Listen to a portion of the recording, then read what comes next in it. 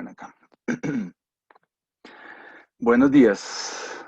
Inclusive creo que la primera pregunta sería si tienen alguna duda de el video que les dejé la sesión pasada respecto a la creación a esa normalización, a ese ejemplo que les puse y el documento que les dejé ahí como una pequeña orientación para que trabajen en sus documentos. ¿Hay alguna duda respecto a eso, muchachos? Antes de que continuemos con la sesión de hoy. Sí, profe.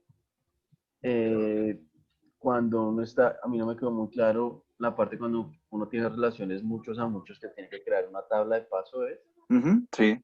Esa parte no me quedó tan clara. Bueno, entonces, a ver si tengo un ejemplo acá. Bueno, tendría que mirarlo en este caso.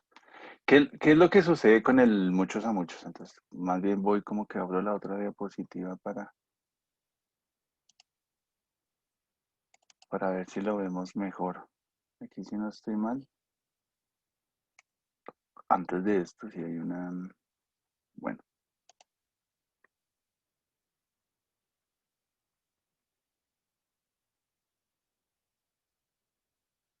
ya, ¿qué sucede? Que partamos del ejemplo acá. Más que el cascade es... Digámoslo, me sale todo. Bueno, este que está aquí. ¿Qué sucede? ¿Por qué nosotros debemos construir eso? O sea, lo que pasa en este ejemplo que les presento, esa era era la forma como de buscar que no se quedara en una teoría y que pues que lo pudieran visualizar. Entonces hablemos, digamos, del caso de, ahora saco el puntero para rayar un poco. Digamos, hablemos del caso de estudiantes, no, estudiantes y facultades, no es muchos a muchos, sería cursos y estudiantes. Esto sin lugar a dudas es una relación de muchos a muchos. Entonces, por eso es que nosotros nos conlleva a crear una tabla adicional. Siempre hemos hablado o hablamos al momento de que conversamos de normalización debemos tener en cuenta antes del proceso de normalización la integridad. Entonces, que nosotros al momento de separar esa hoja de cálculo, como se le suele llamar a los datos repetidos, a los datos sin normalizar o organizar, partimos de que estas dos que estoy ahí resaltando hacen parte de una única tabla. Entonces, tendremos muchos datos repetidos. Todos los datos de estudiantes estarían repetidos por cada uno de los cursos que nosotros tenemos ahí. Y pues es algo que realmente no tendría o no tiene mucho sentido cuando hablamos de una base de datos. Entonces, empecemos de eso. Cuando nosotros empezamos a hablar del tema de las integridades, también decimos que también viene referido, y la primera forma normal decimos en la primera que debe haber o existe un identificador a partir del cual puedo relacionar o todos los otros atributos se vean o sean dependientemente funcionales de ese identificador. En nosotros los humanos, en los estudiantes, digamos en la universidad, al menos en la distrital existía o era muy común el uso del código. Era más importante el código que el nombre de la persona, que el número de identificación, que el tipo de documento. Porque a partir del código podrían observar en el sistema toda la información referente al estudiante. Entonces, nuestro identificador único es el código. Partíamos de ahí. Cuando nosotros hablamos y seguimos con el tema de la normalidad y empezamos a separarlo, como en este caso ya se hizo separar de estudiantes y cursos, surge una relación que es la hija, que es esta que nosotros les pongo ahí en el ejemplo, que es de cursos y estudiantes, donde existen aquellos casos en los que un estudiante está tomando cursos. ¿Y qué sucede allí? Todos tenemos muy claro, porque ustedes mismos lo están viviendo, que ustedes pueden tomar más de un curso. Entonces significa que la relación sería de un estudiante a muchos cursos. Eso es lógico y eso es coherente dentro de ese ejemplo, de ese modelo de datos. ¿Qué sucede a la inversa? Un curso, dentro de la estructura académica que existe en la universidad o en muchas universidades, prácticamente en todas, un curso es tomado por muchos estudiantes. Eso siempre es así. De hecho, casi siempre que cuando existe un curso con un único estudiante suelen cancelarlo porque pues económicamente no es viable para el centro educativo. Entonces, también existe la relación de unos a muchos en cuanto que un curso es tomado por muchos estudiantes. Entonces, realmente nosotros lo que tenemos es una relación de que tenemos muchos en un lado y tenemos muchos en el otro.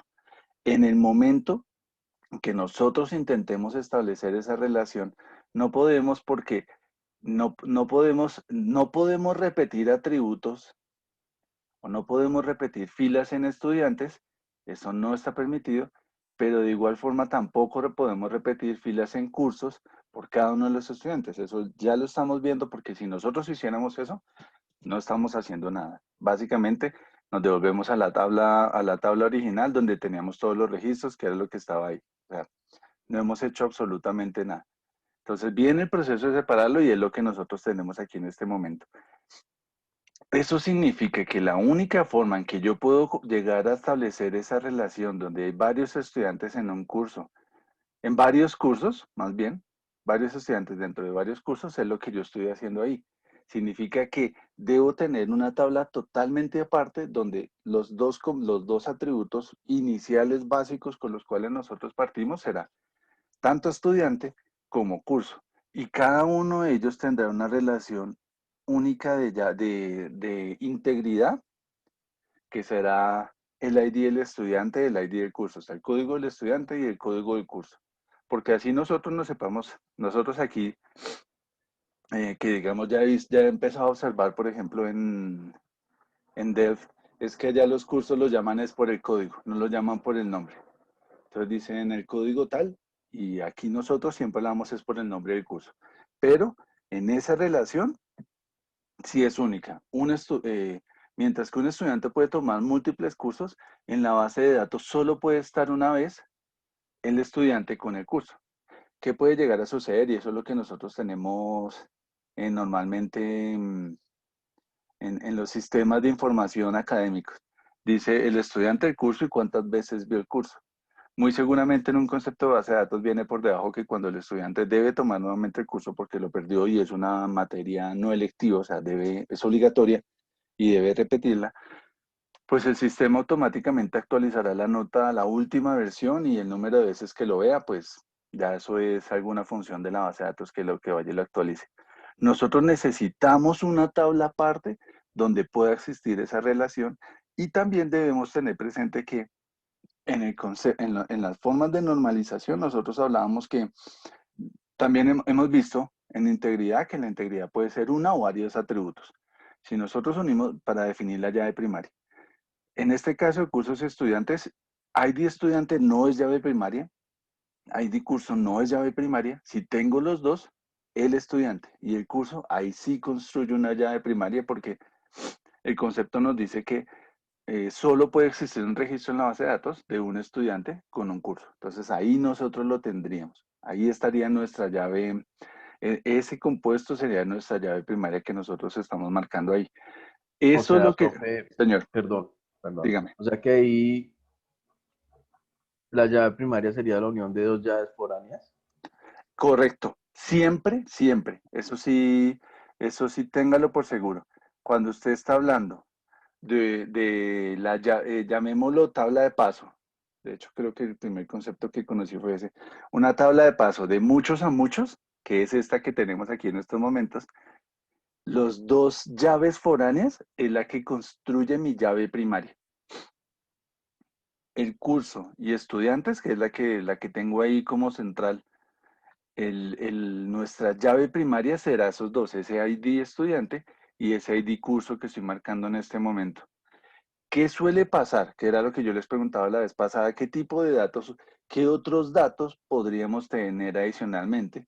Y algunos de ustedes dijeron la nota, o sea, sin lugar a dudas eso es muy cierto, o sea, cuando uno toma un curso de manera oficial, o sea, que queda inscrito, uno debe tener una nota. También puede ser elementos, creo yo, como el periodo académico en el que lo tomó o el número de veces que vio la materia. Esas cosas, a ver si puedo, bueno, aquí eso vendrían, eso, nosotros podríamos tenerlas acá. Eso que estoy poniendo serían otros atributos adicionales, pero todos ellos dependen de esa llave primaria que tenemos ahí. Entonces, ahí estaríamos cumpliendo con esa lógica del proceso de normalización el primer caso o el primer parámetro que debemos cumplir en un proceso de normalización. Tenemos una llave primaria, no importa cuál es, tenemos una, y todos los otros atributos se ven definidos o dependen de ella. O sea, si alguien tiene mi código de la universidad, cuando hice mi pregrado, pueden llegar a saber mis datos básicos, o sea, mi nombre, mis apellidos, mi número de documento, fecha de nacimiento, etcétera, que guardará ese sistema. Si alguien tenía mi fecha, no lo sabían. ¿Por qué? Porque hay muchas personas que nacieron el mismo día. Eso es lógico. No existe, no nacen 365 personas en el planeta y ya, porque pues básicamente, o 366 cada 4 años. Entonces, la fecha es un elemento que no puede definirlo, el nombre tampoco, pero de forma inequívoca sí lo podemos hacer con ese código, que es como lo que usted me está diciendo en este momento. Entonces, las dos llaves foráneas me construyen la llave primaria. La respuesta es sí, señor. Sí, eso es Vale. necesario. Supongamos que nuestro caso viene o sea, viene de dos tablas, Sí, pero adicional a eso, uno podría repetir esos dos registros o esos dos datos muchas veces en esa tabla. pero Y lo que entonces, lo cambia, por ejemplo, es la fecha, supongamos. ok. Entonces, fíjese que con lo que usted me está diciendo, como yo lo veo, en mi opinión, ya la llave primaria es mucho más compuesta. Entonces, no sería solo esos dos IDs, llamémoslo así, sino que la llave primaria también debería incluir, por ejemplo, la fecha. O sea, como usted mismo me lo está planteando, o sea, como estoy entendiendo lo que me menciona, yo diría que tendría que tener en cuenta eso. Vale, profe. Sí, eso es un elemento a tener en cuenta. En este instante viendo este ejemplo, de pronto si en el diagrama me ayuda más porque dentro de la teoría no estoy viendo como que sí pueda suceder. Bueno, este es un... ok.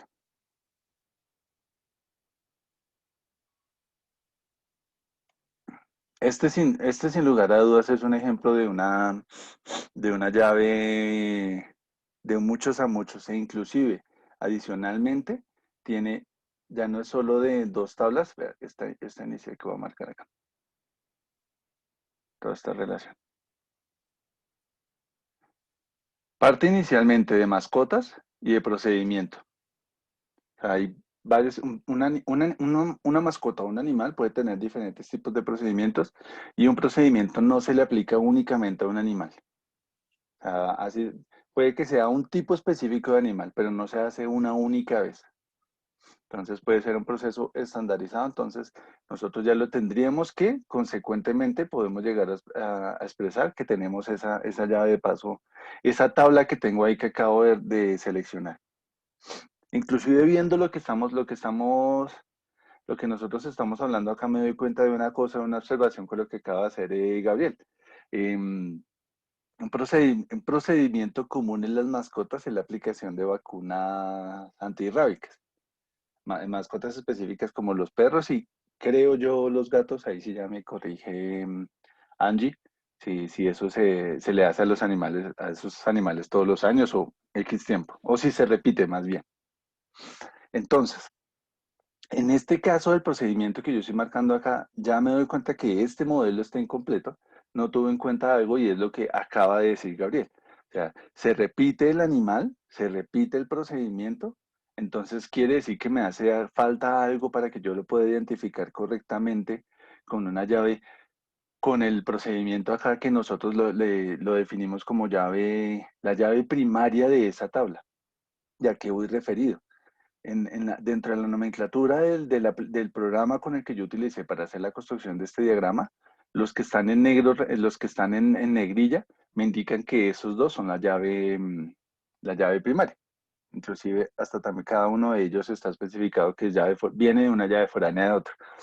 Lo que hace falta ahí para definirlo bien es el tema de la factura para el sistema, porque eso sí, Se emite una factura única, cada una tiene un número diferente, eso siempre sucede, si no me preguntan en la DIAN. Entonces nosotros por cada uno de los procesos que tengamos tenemos una factura diferente, no importa que sean varias en el mismo día, no importa que sean miles de facturas para un mismo animal, pero pues cada una de ellas, si no se facturó, si no se cerró en el sistema, cada una de ellas tiene que ser independiente. Entonces, en ese caso, lo que nosotros tendríamos es, para ese mascotas procedimiento, también es importante o también hace falta en el proceso de definición de la llave primaria, incluir la factura. O sea, este elemento también entra en juego cuando yo lo estoy definiendo, que es el que yo tengo acá. O sea, esto también debería quedar en negrilla. Porque para el sistema, para la empresa, para la veterinaria, el key, el punto clave es donde está el animal, el tipo de procedimiento que se le realizó y en qué factura es donde nosotros tenemos registrado ese procedimiento. Y ahí complementa exactamente como lo acaba de decir Gabriel. Inclusive en ese caso, no, es algo que yo les dejé en las diapositivas y no lo entré a detallar y no lo entré a especificar. Nosotros podríamos ver que aquí puede ocurrir o una cuarta forma normal o una quinta forma normal, porque nosotros ahí en ese caso nosotros vamos a estar repitiendo datos. ¿Cuáles datos puede llegar a ser? El procedimiento y la mascota. Sin lugar a dudas, ese se repite. Entonces nosotros podemos llegar a separarlo en una cuarta o en una quinta. Lo que pasa es que inclusive en la literatura hay ejemplos sobre eso. De hecho, si no me equivoco, uno de los dos ejemplos de los que yo les dejé disponibles es de una pizzería y muestra como el caso. O inclusive un ejemplo de la academia, las personas estudian las relaciones entre libros, profesores y cursos. Pero ya es mucho más complejo de que nosotros entremos a mirarlo.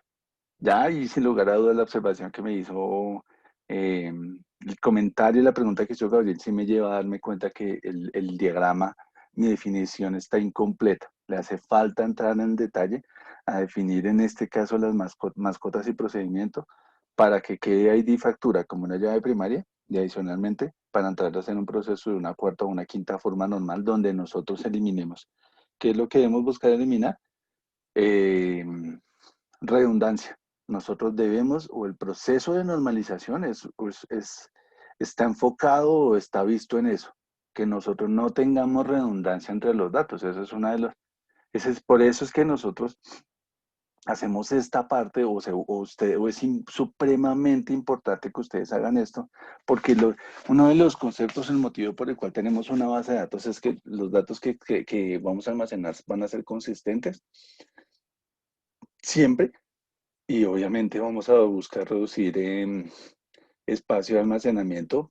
Por consiguiente, vamos a tratar de evitar de tener redundancia de datos. Que aquí, sin lugar a dudas, lo estoy cumpliendo. Profe, ahí en esa tabla de mascotas procedimientos, que Ujú, hay una columna que es ID factura, que ujú. es un entero de 10, pero que también existe la llave foránea, que es facturas, ID facturas. Eso no sería, pues no sería como el mismo dato, Es el mismo dato. Eso sí lo estoy viendo, es un error del momento de yo construirlo. pero Entonces sí tengo debería que quedar solo cambiarlo. facturas, ID facturas, ¿cierto? Sí, de hecho, inclusive, o sea, la aplicación que yo utilicé para eso es Visual Paradigm. Entonces, cada vez que uno agrega una llave foránea, él le pone este cosito que le pone acá, que creo que no me... Ah, bueno, esta, que medio rayé. Ese es el nombre de la tabla de donde viene la llave foránea. Entonces, por eso es que le pone así.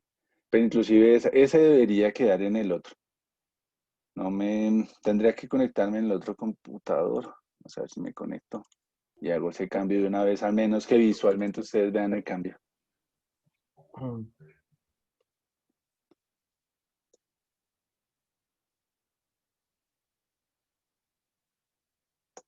No, uy, por fin acabé un proceso. Y casi acaba otro. Visual Paradigm, venga, lo abrimos acá.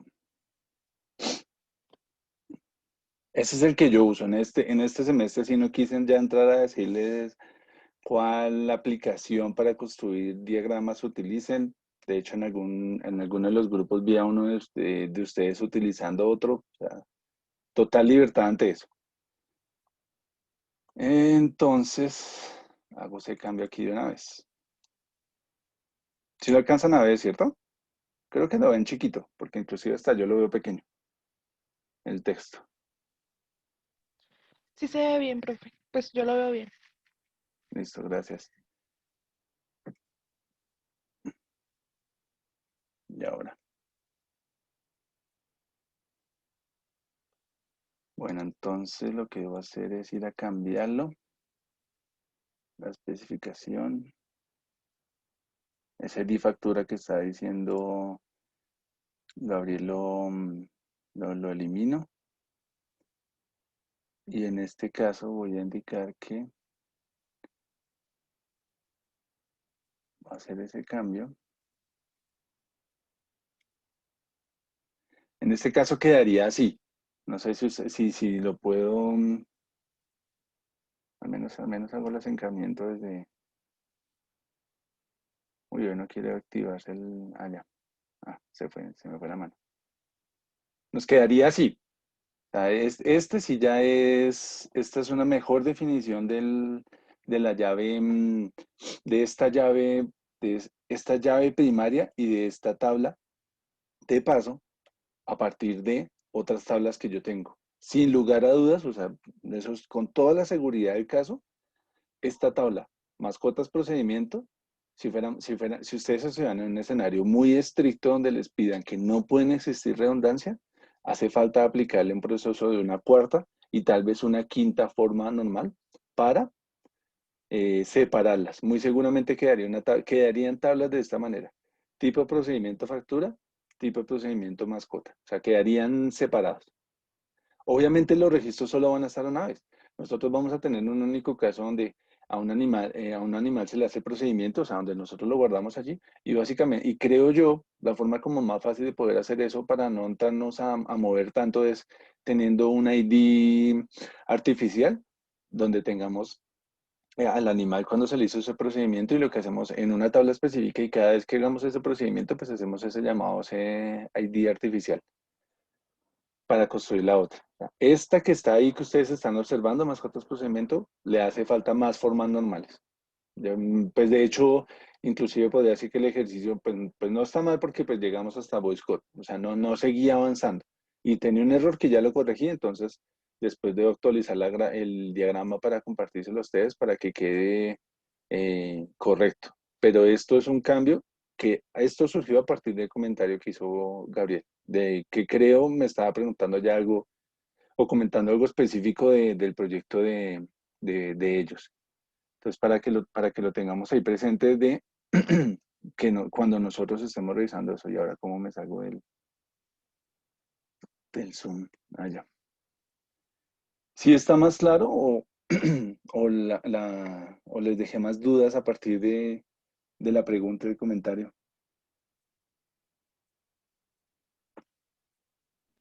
No, no está más claro, profe.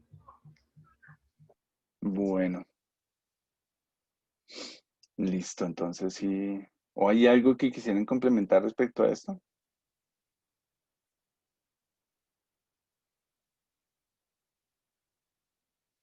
Creo que no.